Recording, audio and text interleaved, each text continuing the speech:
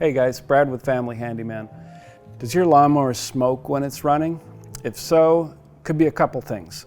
First, you could be getting oil on the engine, and that could either come from a leaking gasket, or maybe you tipped up the lawnmower to clean the undercarriage and you tipped it the wrong direction and some oil spilled onto the engine.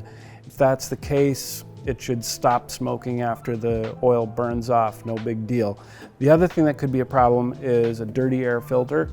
If that's clogged, it can mess up the fuel to air mixture, meaning it's getting too much fuel, not enough air, and that can cause a lawnmower to smoke. If you check those things and neither seems to be a problem, you may want to bring it into a small engine mechanic.